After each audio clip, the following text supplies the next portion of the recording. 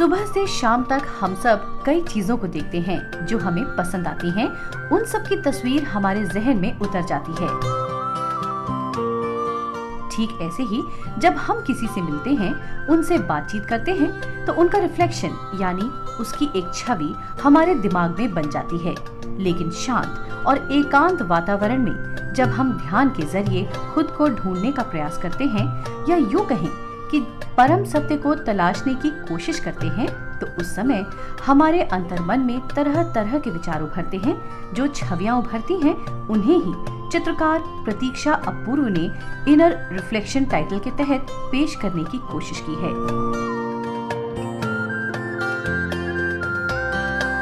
प्रतीक्षा के चित्रों की प्रदर्शनी नई दिल्ली की ललित कला अकादमी में आयोजित हुई।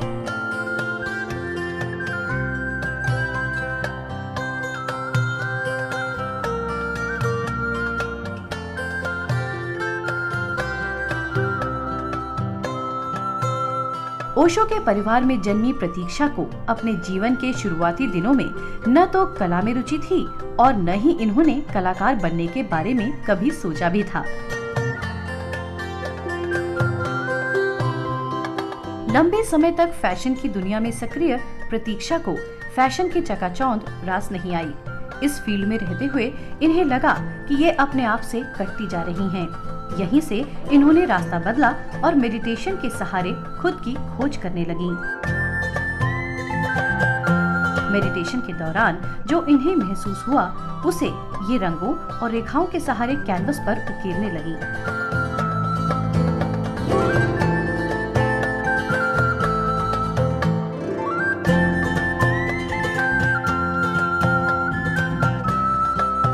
से ही मैं ध्यान करती हूँ क्योंकि फैमिली में एक ध्यान का वातावरण था।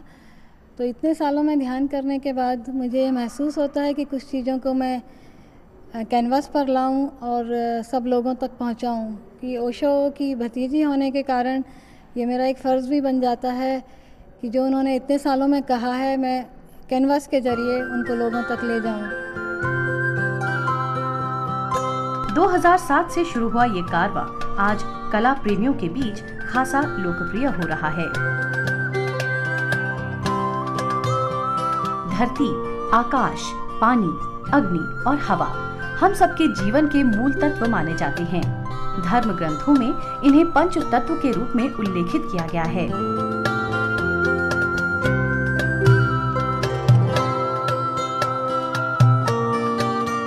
प्रतीक्षा ने भी इन पंच तत्वों को अपने चित्रों में पेश करने की कोशिश की है। इन चित्रों का दूसरा पहलू ये भी है कि अगर हम पूरी तरह निर्विकार हो जाएं, तो पंच तत्वों के बिना भी हम ईश्वर यानी परम सत्य को हासिल कर सकते हैं। प्रतीक्षा के कैनवस भी अपने आप में कई गूढ़ रहस्यों को समेटे हुए हैं। कहीं कैनवस वर्गाकार हैं, तो कहीं गोल यानी वृत्ताकार।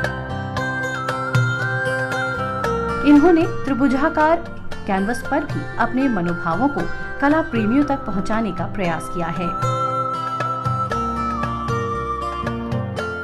अलग अलग शेप्स के कैनवस इस बात की ओर इशारा करते हैं कि अलग अलग व्यक्ति के ध्यान करने का तरीका, ईश्वर की आराधना करने का ढंग अलग अलग हो सकता है, लेकिन सबका लक्ष्य एक ही होता है।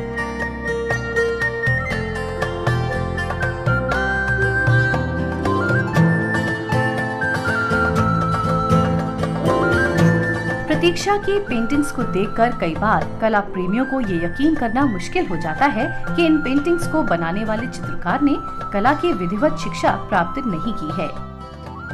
इनके चित्रों में जो टेक्सचर्स हैं और जो शेड्स हैं, वो वाकई कलात्मक हैं।